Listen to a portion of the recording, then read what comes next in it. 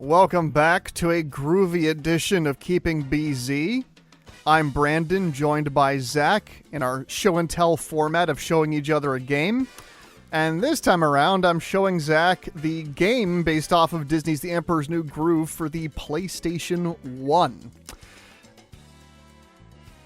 I don't actually have that much experience with this game. Zach doesn't necessarily either, but we both have opinions about the movie that it's based on, and Zach's been having kind of a crummy week, so I kind of thought it would make sense to do a game based on something Zach actually likes. So we'll be seeing some of this for the first time. So, yeah, let's, actually, I'll show you the options menu too, Zach. They have a little funny little animation playing in the back here. You got Krunk's, Devil and Angel. That's awesome. And when we make selections, they do things. Off. On. On. Off. Just a weird thing. I'm gonna take you down the path that rocks.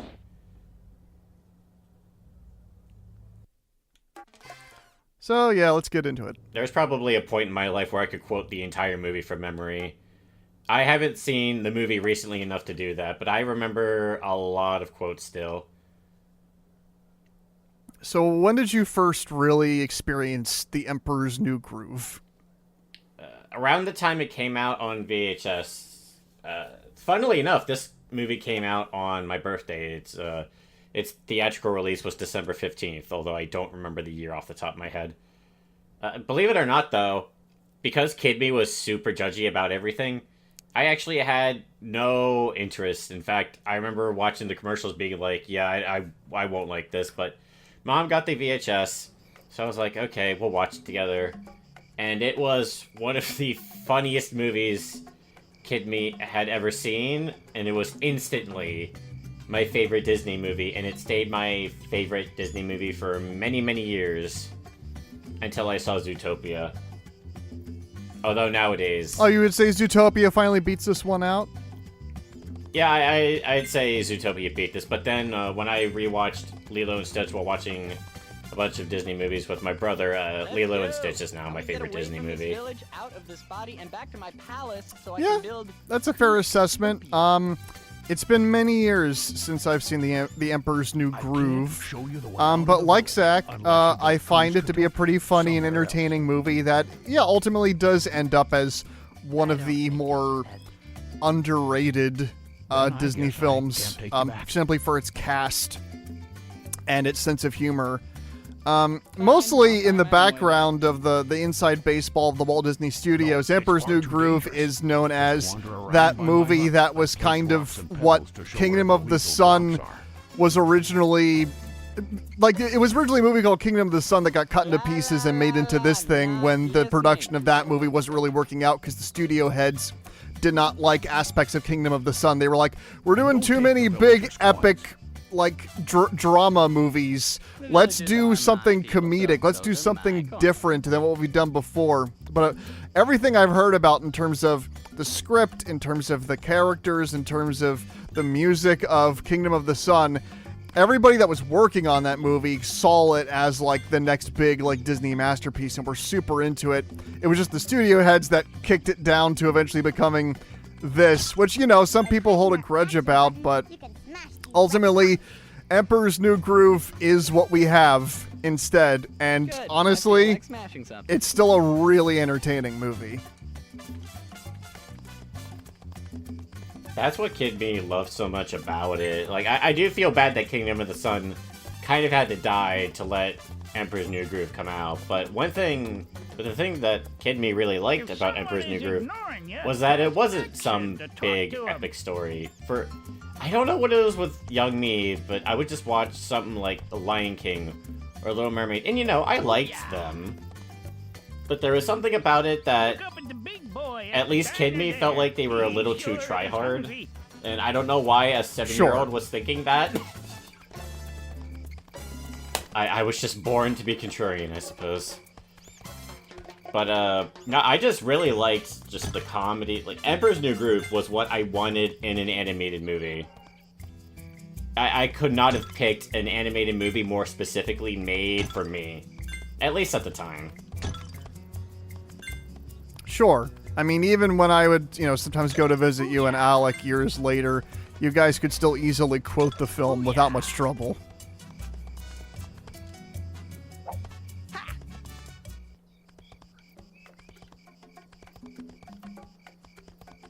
Yeah, I can still remember quite a lot of quotes off the top of my head, but not nearly as many as I used to.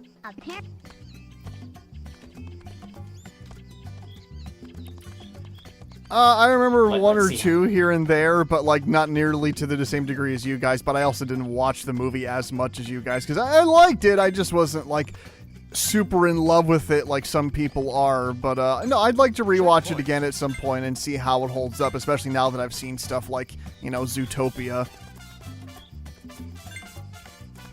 Yeah, I'm actually surprised Emperor's New Groove is not one of the ones I've rewatched yet. I think it's just because I've seen it.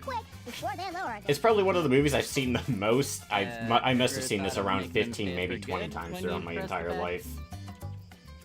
Yeah. No. Don't tell me. You got the brains in the family. Yeah, so the game does try to capture some of the movie's sarcastic sense of humor with the performances. I think that sometimes this game it has a decent line here and there. I feel like other times it's not as funny as it thinks it is. Oh, yeah. Because, Zach, it's like with anything. It is people... It's like with a lot of games we've covered on this show. It's people that aren't the movies writers trying to write dialogue like the movie. Open some village doors, you have to put a pot on a pad. Llamas pick up. I haven't been paying 100% attention, but this does seem to be a thing I noticed in a lot of licensed media, especially games. Don't get cocky. If a character is sarcastic in the movie, that's pretty much going to be their only personality trait in the game. Right. And as you can probably tell, Zach, Emperor's New Groove was converted into a pretty standard PS1 platformer. Takes a lot from Spyro. Press your charge button when you're running. Collect llama potions to replenish your red charge bar. Yeah, and if I collect 5 coins, my charge bar increases. That's basic llama biology. Okay, I don't know why, but that did get me. Yeah, no, it's decent, and the main guy does a fine, impersonation of David Spade, while obviously not being David Spade. Okay, and here's basically our egg thief section, like in Spyro, where we have to chase this kid down. And this was a little trickier than I expected it to be. I could never do the egg charge stuff as a kid. I could never catch that guy. I was really bad at Spyro. So long, kid. And that's kind of that appeal of why I like the game based off of the Jim Carrey Grinch movie, in that you're basically playing as an asshole.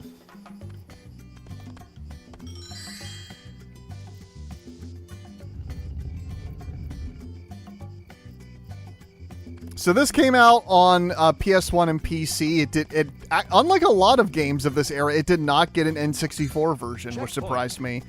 But, I mean, I don't really want to hear what this music would sound like, kind of trying to be farted out of a Nintendo 64, as opposed to the CD quality soundtrack of the PS1 or PC.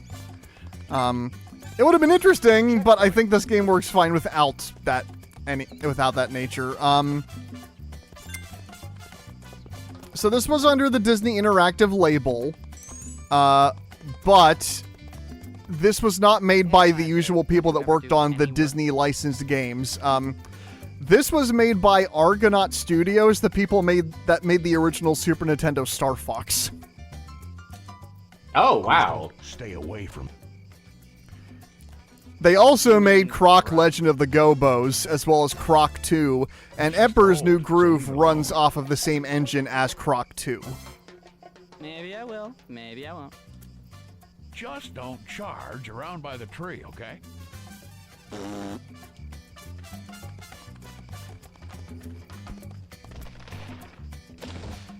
However, I think this game is a lot more fair and designed a lot better than Croc 2 was. Even if Croc 2 was a more ambitious game.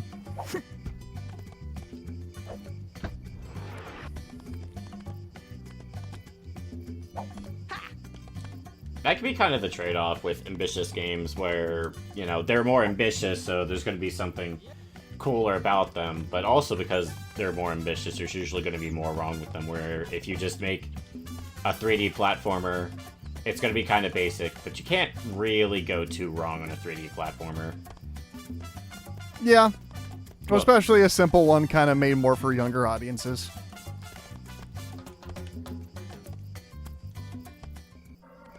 Found all the secrets.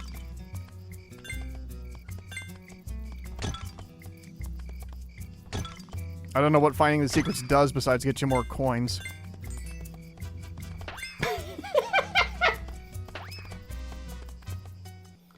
Yeah, you can't just beat up the rabbits.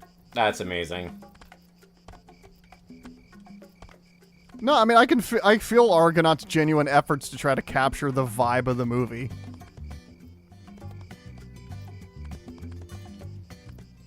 Hey, humans can look around by moving their heads. But I think llamas have to use their look button. Don't you have anything better to do? Use your look button to see the red idol on top of the statue.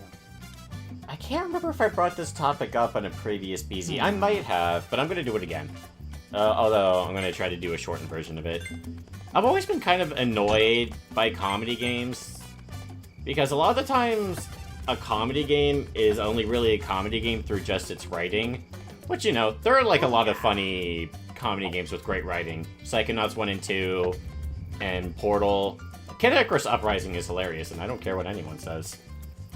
Yeah, fuck people who shit on Kid Icarus Uprising. That game has a lot of legitimately good comedy in it.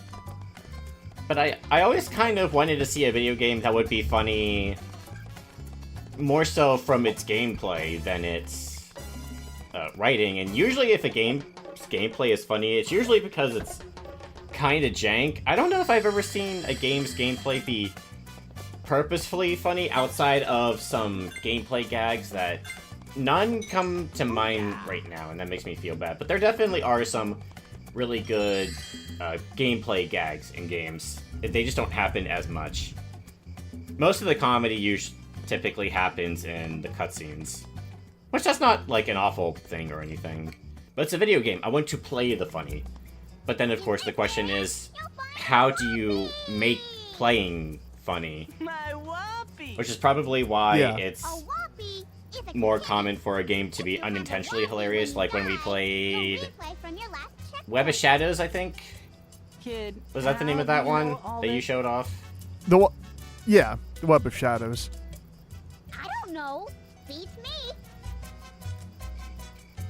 My first time playing Minority Report, I could not stop laughing. I really gotta do that for a BZ. I really should actually play that game. I've only played it probably half an hour as a kid, and that game has never left my memory. Yeah, the only thing I can think of in terms of games in my head that have, like, mechanics or gameplay that has humor in it, as opposed to just a presentation, or games that I haven't played. Like, I know there's a game called Jazz Punk, which is supposed to be a lot of, like, gameplay-type gags that happen as you walk around. The Stanley Parable is a game I really need to get to. Oh, Stanley Parable's funny. I've seen, like, a little bit of it. It's my Wampy.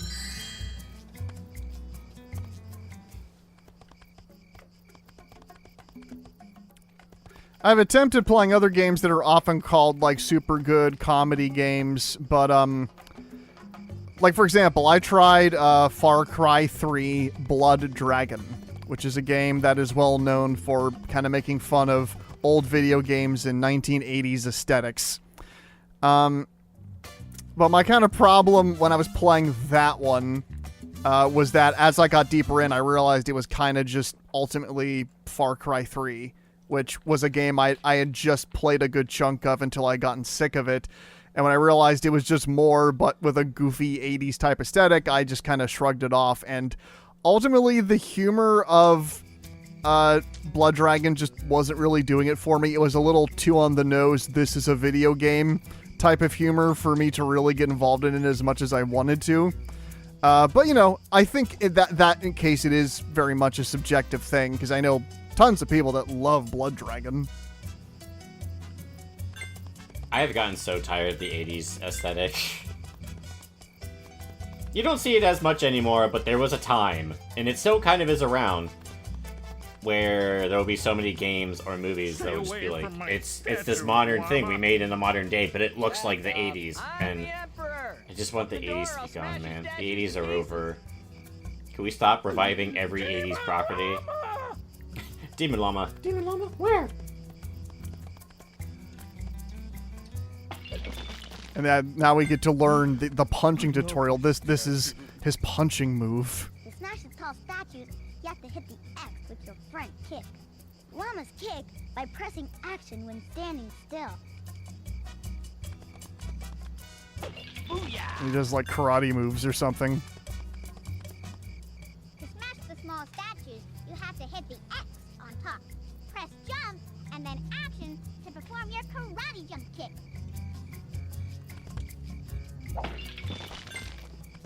Okay. Hiya!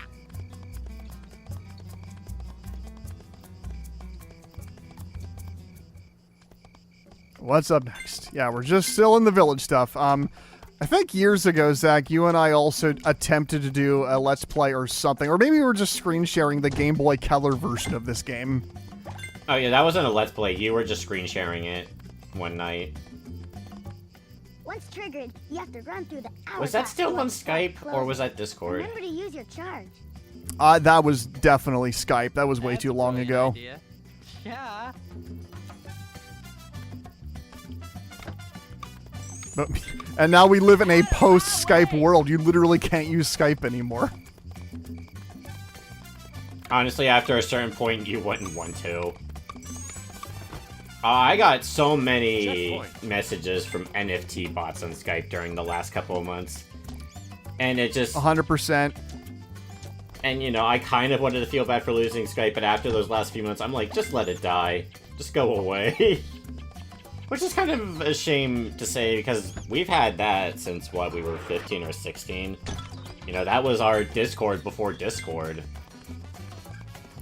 Yeah, I mean, Zach and I have known each other long enough back to when we were using AOL Spitting seeds for are messaging. What llamas do best.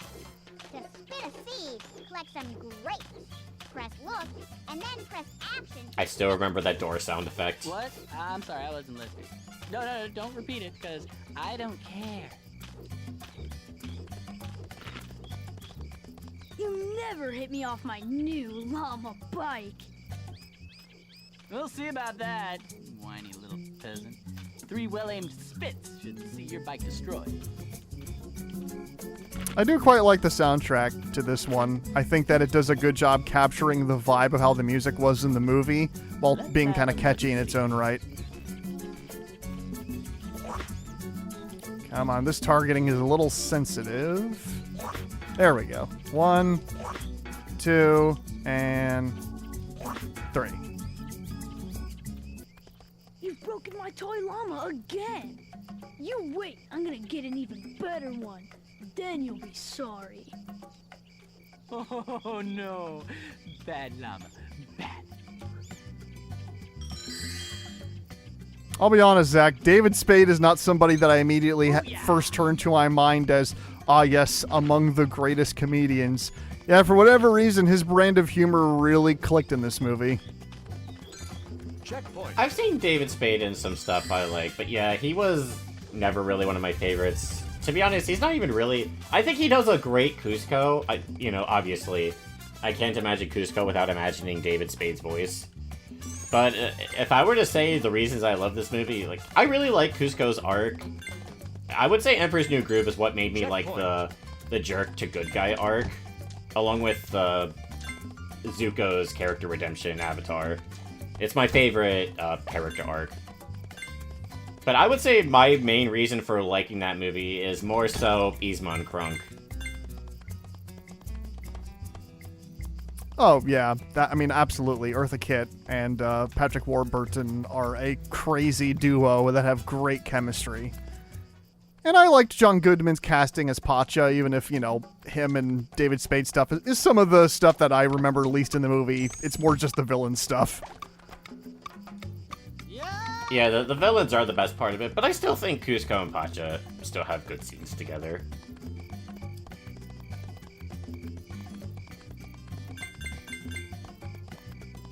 It is a decent heart to it. You can tell, even though it was, you know, a shot. It was kind of a thrown together script of an original idea they couldn't use anymore. They still put a lot into it.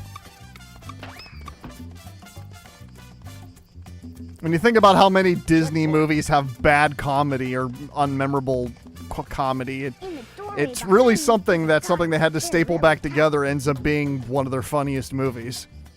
You happen to be talking to a black belt llama? I can knock that guard down. That instantly makes me think of 101 Dalmatians. I think that's the one I'm thinking of. Where they had like this old colonel dog who was incompetent, and that was the main joke with him. Oh wait, no, sorry. There's an even worse one with the Aristocats. I think Aristocats is actually a better movie than I ever would have given it credit when I was younger, but there's a character in that movie I can't stand, and there's a whole quote-unquote comedic sequence that I swear lasts... I know it couldn't have, but it felt like it lasted half an hour. It was so unfunny and just lasted so long and contributing nothing to the plot. There's like this dog who goes, "Wait a minute, I'm the leader. I say when we do this or that." And they just have him say that at just random points. And it was irritating. Yeah, I definitely saw Aristocats as a kid because I saw pretty much every single Disney movie that exists, even like, you know, Oliver and Company, but I don't remember them very well. There's nothing really to remember about Oliver and Company. It's not a bad movie, but it is just a movie. Did you watch the original Rescuers yet? Not yet. Boom, baby. I definitely saw that as a kid, but of course, like most people that grew up in the 90s, I only remember Down Under. I've definitely seen Down Under, but I don't really remember anything about it. Blasphemy, Zach. Oh, I was very, very young. I remember something about an eagle. That's about it. Boom, baby. And George C. Scott plays the evil poacher villain. Yeah, I remember that guy and the Australian mouse guy. I know he exists. Now, Zach, do you remember them because they've been in memes? No. Oh, okay, because there are memes about the poacher, and I assume that you only really know things unless there's a meme attached to it, so... I know things without memes needing to be attached to it. Although there are definitely memes attached to Emperor's New Groove. Yeah, absolutely. I need that. Give me it. There we go. Oh! Yep. But, yep, I still keep the item, so fuck you, game. Bye. You know what, Cusco? You get chalky milk. That's a quote of a meme, I'm guessing, and not the movie? Yes, that is a quote of a meme and not the movie. Ooh, I 100% did that level.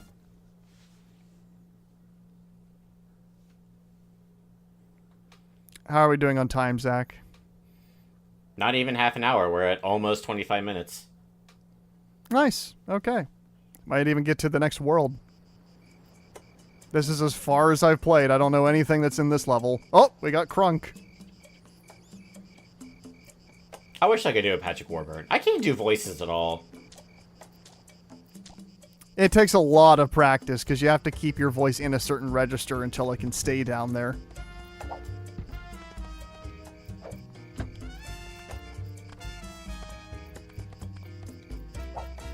Oh, no llama sign. Booyah! Oh, I can't beat it up. Oh, well.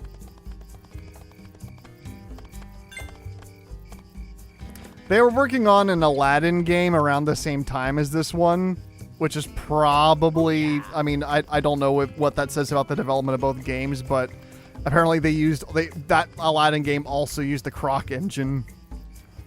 Arrows on the ground to point to secret areas, you know. Okay.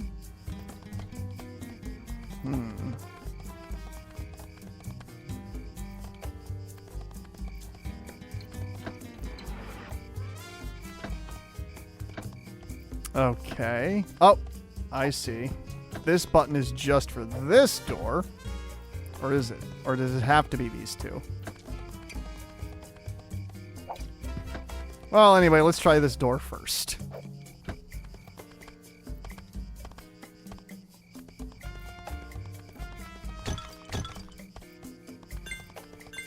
I did 100% complete that last level, but I don't really know if I got anything out of it or if this game has any rewards for 100% completion. Hit all the bunnies before time runs out. Yes, fuck you, bunnies.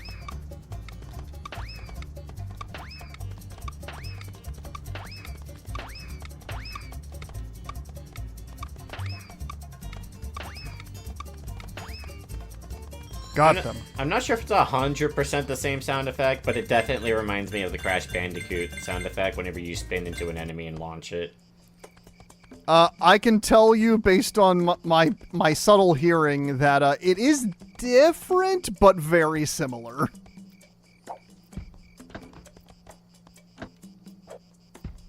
Okay.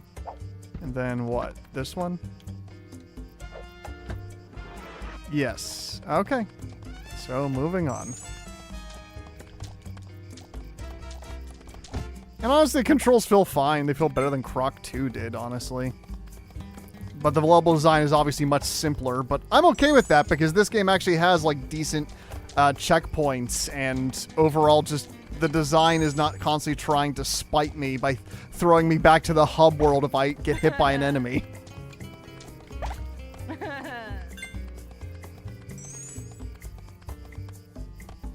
So what do we got? A potion? Llama coming What would you say are your overall thoughts on the PS1, just from your experience? Oh, I'm a turtle. interesting. Different forms. I mean, I grew up with it in the sense that it was a thing that I had access to when I would go to like my aunt's and grandmother's place, but I never owned one myself. But I was always kind of interested in the aesthetics. Obviously, I do have nostalgia for this particular aesthetic when you look at it. I would say that I really like the PlayStation 1 in similar ways to the PlayStation 2 in the sense that there were just so many varieties of games, so many different genres created during that era. So many really good RPGs on the PS1. A number of like mainstay platformers as well. Hello, little turtle. Are you here to enter the annual village race? Me? Race? No, sorry, I don't think so. Good, because if you had beaten me, then you would have won this nifty trophy. Kronk's got another red idol. No doubt I'm gonna need it to get out of this ridiculous place. Well, why didn't you say so, Kronk? Let's go! Checkpoint! Oh, interesting. Oh, it's the Mario 64 slide. Oh no.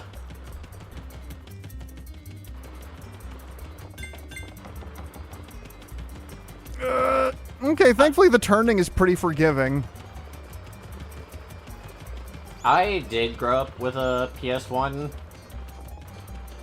and I had some interesting games for it. I had Mega Man Legends, but I could never get far in it. I had a demo of Nightmare Creatures that I couldn't get past the main menu because I was scared.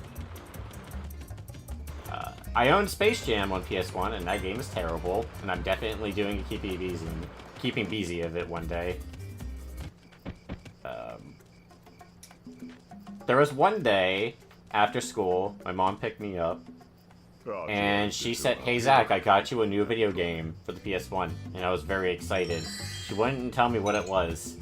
I ran up to my room, and I looked on the bed where she left it, and on top of my bed was Elmo's Letter Adventure.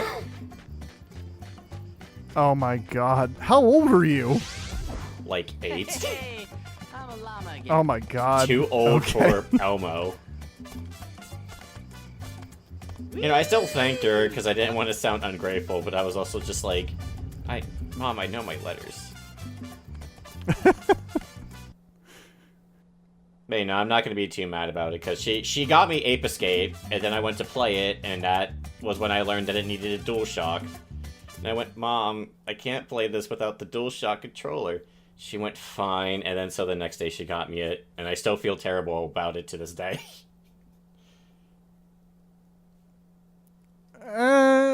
Yeah, okay, I can see why you'd feel bad about that, I guess. But, I mean, yeah, an 8-year-old getting an Elmo game.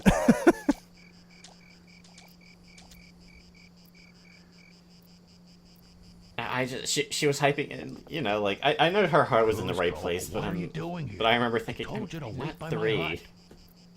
I still played it. I'm the Emperor. I mean, for a Sesame Street game, it's fine. Stay here in the village. It teaches you the letters. Dangerous. There are scorpions, jaguars. It's just I didn't need to know my letters because I was in...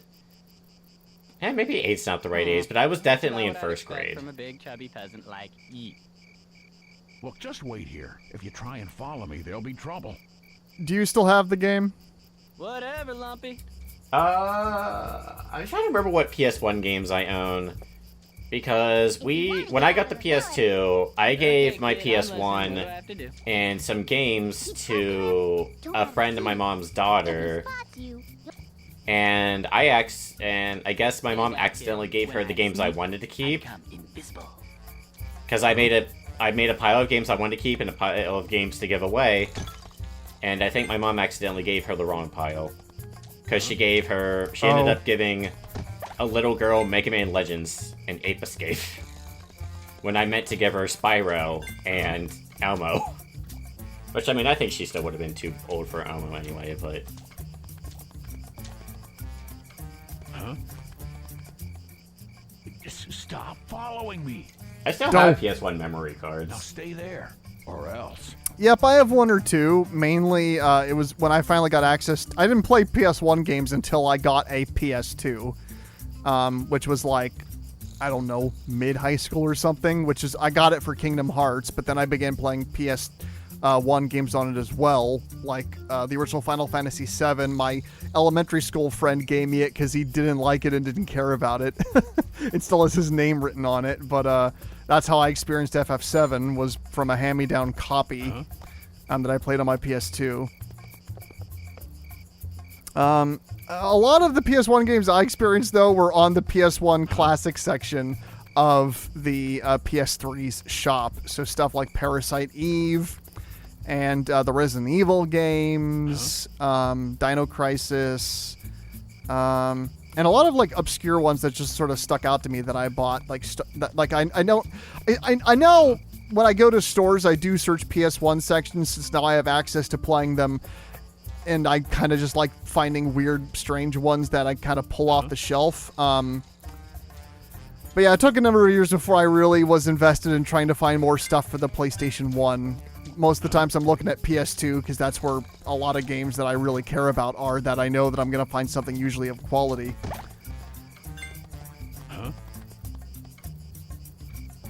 If you were to ask me if I prefer PS1 or N64, PS1 by miles.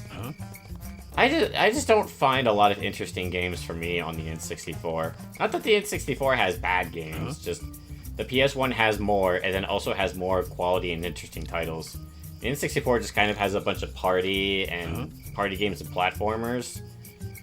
The PS1 is where you get like really good RPGs and a whole bunch of other genres. Like you would not be able to get Ape Escape on N64. Although, to be fair, Ape Escape needed 2 sticks and the N64 only had 1. Right. I didn't play Ape Escape until it was released as part of the PS1 games being re-released on PS4 and PS5. But I was shocked after all this time playing Ape Escape for the first time. I still quite like that game, and I think it actually controls pretty decently for the era. I need to get back to it. I didn't finish it, but I got quite far. But really cool idea for a game, and I'd like to try 2 and 3 as well. I think a lot of PS1 games surprisingly hold up pretty well. I did also buy a whole bunch of PS1 games from the Classic Store. I did actually end up getting Resident Evil 1, and then I didn't like it, because I got stuck, and I was very bad at it. But then, my brother played Resident Evil 1, he really liked it, so then I got him Resident Evil 2. Yeah, I got Symphony of the Night. Symphony of the Night is great. I never did 100% it, though. Yeah. I got Threads of Fate. Oh, yeah, that's a game that was on the PS3 Classics shop for PS1, but I just never picked it up, though it looked interesting. I don't know really anything about Threads of Fate. I played it for like 20 minutes and then just didn't anymore. Not because I thought it was bad, I got it on a whim, had some fun, and then just played other things. I also got Medieval, but I didn't really like Medieval very much. Checkpoint.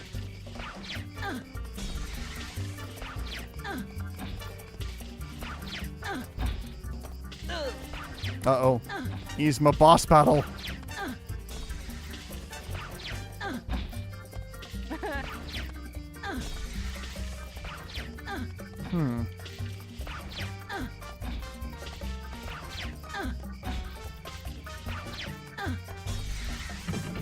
Oh, there we go. Just had to hit all the buttons. You call yourself an end-of-level boss, Eastman?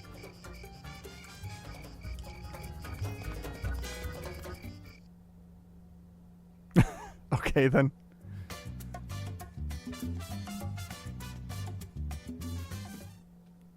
Trying to think of what my favorite game on PS1 would even be, but yeah, there's a lot of solid ones. I really like Parasite Eve a lot. I really like its battle system. I really like that game's story. Resident Evil 2 is great. I find that game still easy to go back to, even like the remake. But it's a good question. I mean, Klonoa might be, yeah, it's among my favorite PS1 games. Klonoa also came to mind for me. Parasite Eve I would love to finish. I loved Parasite Eve. And then I got stuck because I saved in a terrible area and I didn't think about staggering saves back then. Oh, I see.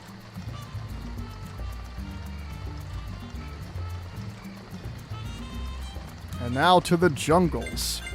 Yeah, visually, I think this looks decent for the PS1. Yeah. Also, we're probably going to have to censor the movie scenes. Yeah, I mean, I made sure not to keep them on screen too long, but you never know.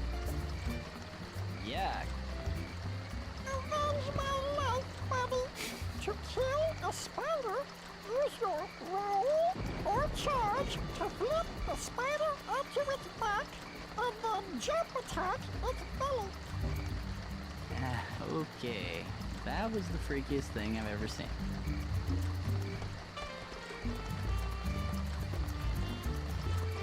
Now, where is these spiders that he's building up?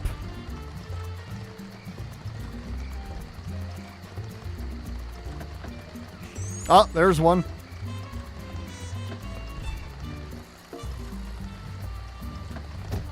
So, roll and jump attack.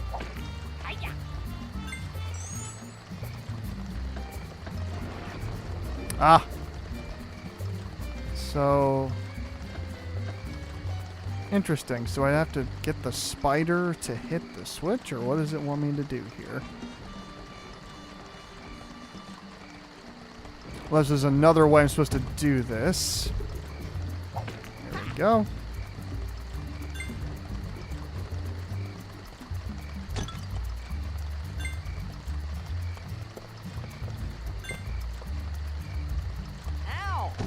As sad as it may sound, I may not have known who Eartha Kitt was unless she was in this movie. The same with me. I've now become more accustomed to her both singing and acting work as the years have gone on, but this movie is kind of what immortalized her in my mind because of just how memorable and funny she is in this film. Ah, here we go. And that's what we put on that button.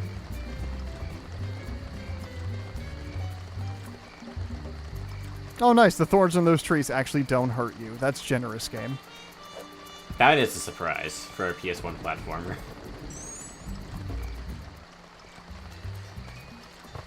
Oh no, the squirrel. Oh no, the squirrel. Checkpoint. I'm glad you got a rod at him, Lorcana. You deserved it. This character got a Lorcana card? Yes. And he was obnoxious. In terms of, like, what the card can do? Yeah.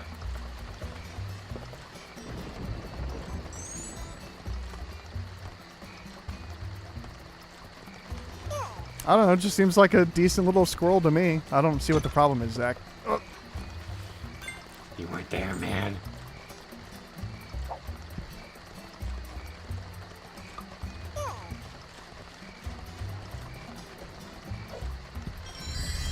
Nice.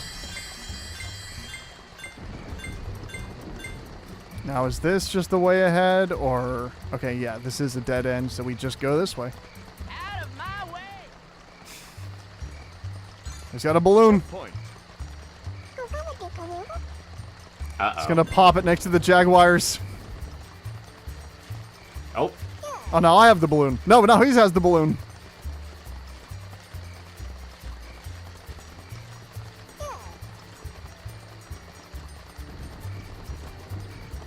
No!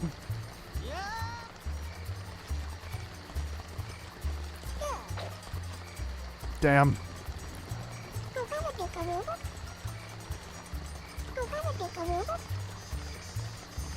Did you Give me the take balloon. my acorn?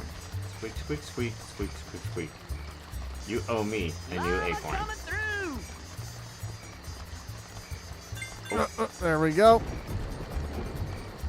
Oh. Okay. Yum yum. So we need more balloons to get across this waterfall? So we just have to keep repeating this? Yeah, I guess so. But now he has a purple balloon.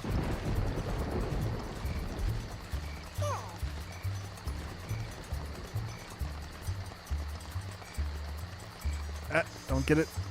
Don't make it splat. There we go. And then we just need one more.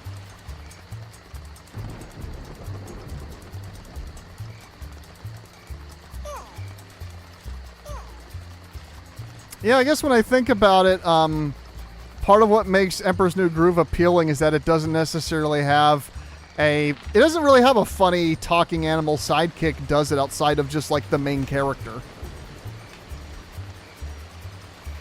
Yeah, Emperor's New Groove does a lot of things that... Or actually, I should say it doesn't do a lot of things that a lot of Disney movies did. It didn't have a funny animal sidekick character. No love interest. Just two buddies on a road trip. Checkpoint. Hello, nice day. You do know that any minute now, a big spider's gonna come along and eat you?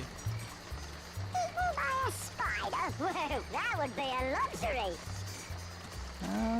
Okay. How did that fly get to that side of the internet? Being cut in the web, good enough for you. Who knows? So, what are you gonna tell me then? Oh, okay then. Guards with red helmets carry red idols. Defeat the guard to collect the red idol. No problem. I'll just hang around here then. Alright. Got him. Got the red idol. Simple enough. I thought that was going to take a little bit more effort. Yeah, so did I. But apparently, I don't know how much you know about llamas, Zach, but they kick really hard, and when they spit, they can do damage. Alright, so you think probably about time to wrap up, right, Zach? How far are we in? We're just about to hit 45. We've hit 45. Okay, yeah, so probably a good place to stop. As the level design's getting more complicated, honestly, I'm kind of enjoying this. I think they're doing a decent job introducing variety to the overall game. I don't know why that guy's walking into a wall. But I think I don't think all of the dialogue works, but I think some of it is fine with just kind of giving this game a little bit of a sarcastic, witty edge that complements the movie and also makes it a little more distinct for some other platformers of the time. I mean, Croc Legend of the Gobos was, cute. And, it had that kind of vibe where it's just a cute platformer of this era that certainly makes it nostalgic. But I don't know, I kind of prefer something that's attempting more of a personality like this.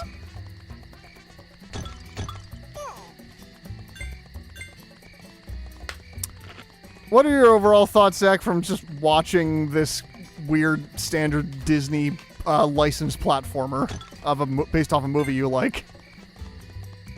If I had played this as a kid, I would have liked it.